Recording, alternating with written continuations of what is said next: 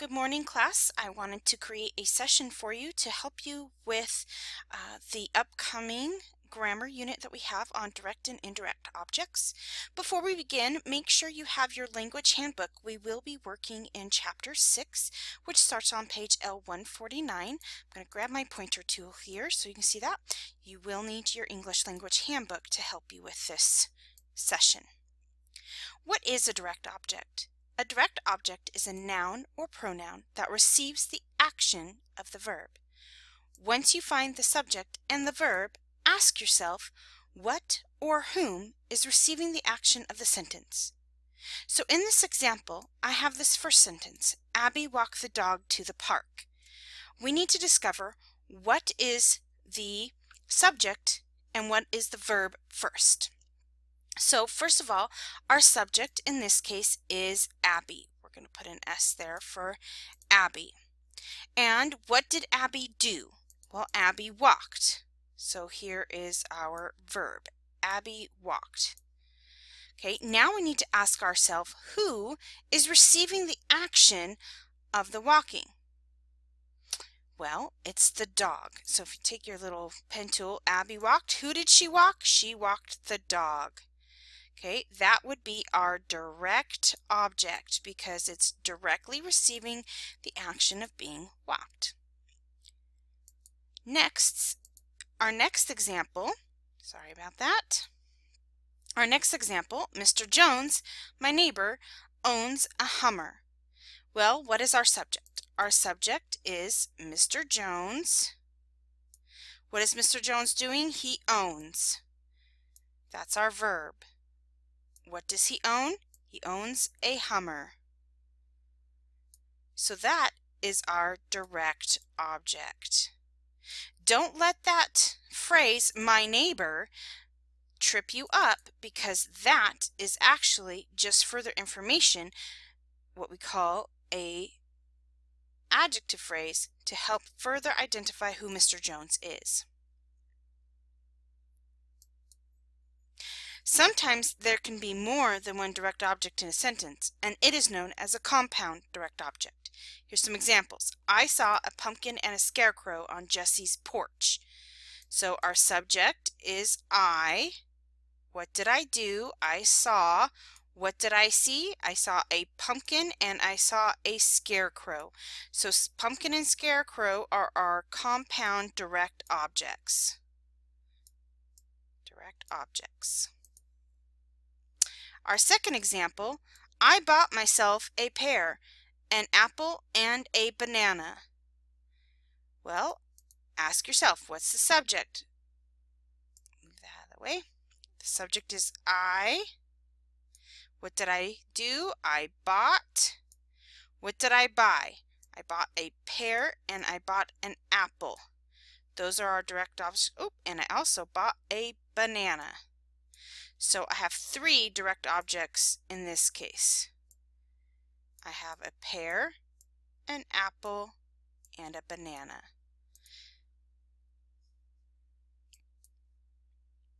What is an indirect object?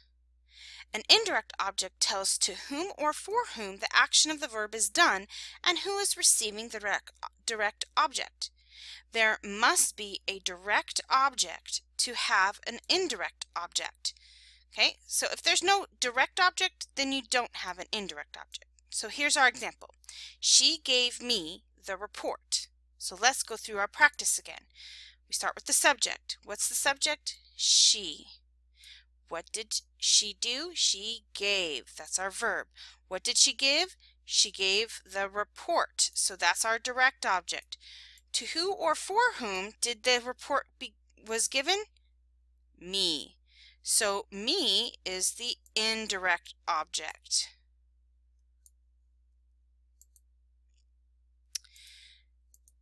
Second example, my dad gave his coworker a ride to work. So let's go through the process. Subject, dad. What did dad do?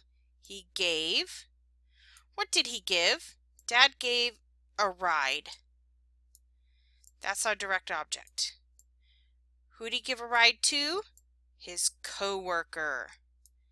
So coworker is the indirect object in this case.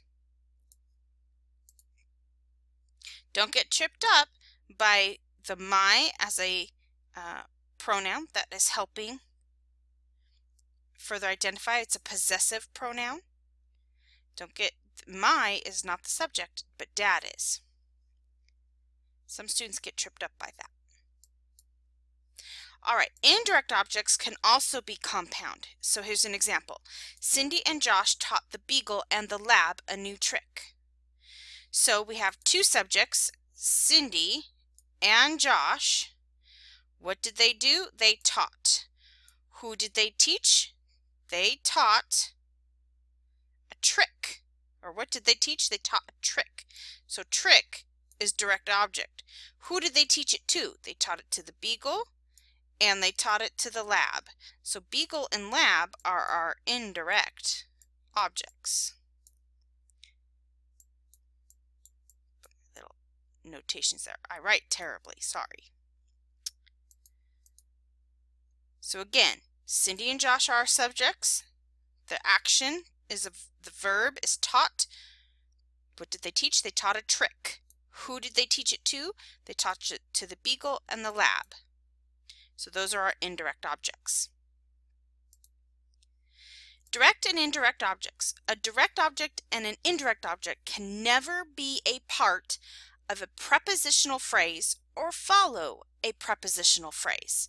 So here's an example. The kindergarten class roamed around in the pumpkin patch for an hour. Okay, so our prepositional phrases, if you recall, around begins a prepositional phrase. The pumpkin patch, and for is a preposition. So for an hour is a prepositional phrase, and around in the pumpkin patch is a prepositional phrase. So the root sentence is the kindergarten class roamed. Okay, so there is no direct object or indirect object in this example because there's two prepositional phrases. Okay, time to practice.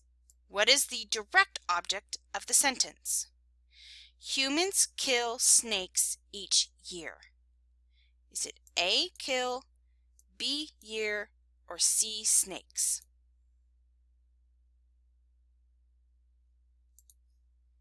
If you answered C, you are correct. Humans kill snakes. Humans is our subject. What are they doing? They kill. Who are they killing? Snakes. What is the direct object of the sentence? Most people buy non-venomous reptiles. People, reptiles, or buy. Which is the direct object? Most people buy non-venomous reptiles. If you said B, you are correct. Reptiles is the direct object. People is our subject. What do people do? They buy. What did they buy? They bought reptiles. What is the direct object of the sentence?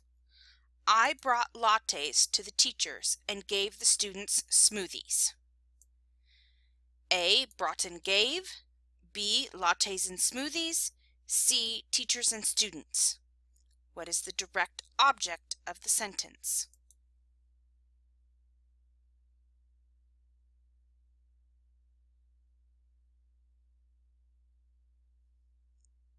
If you answered B, lattes and smoothies, you are correct. The subject is I. What did I do? I brought and I gave. What did I bring and what did I give? I brought lattes, so lattes is the direct object, and I gave smoothies. Don't let that to the teachers trip you up either. That's a prepositional phrase. What is the indirect object of the sentence? We're looking at indirect object. Daniel's mom showed us the home movie. Mom, movie, or us. Daniel's mom showed us the home movie.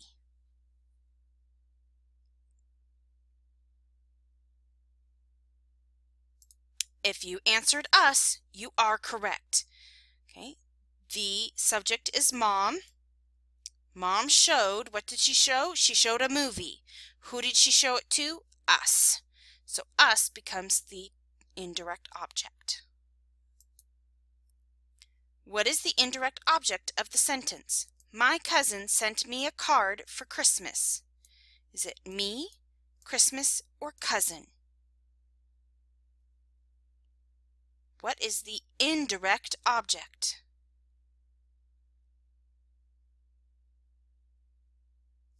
If you answered me, you are correct. My cousin sent me a card for Christmas. Cousin is the subject. What did the cousin do? They sent. What did they send? They sent a card. Who did they send it to? Me. The indirect object is me. All right, last one.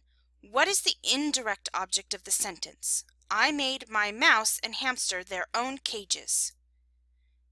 A, made, B, mouse and hamster, or C, my and own. What is the indirect object of the sentence?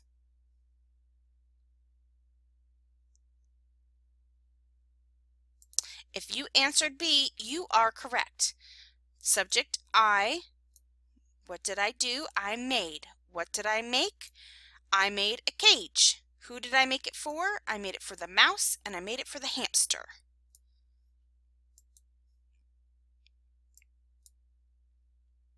So let's wrap it up. What are the 2 questions you should ask when determining the direct and indirect objects? If you're not sure, go back to the beginning and look at the questions that I posed at the very start. The answer will be for you at the beginning of our next session. Thanks for watching.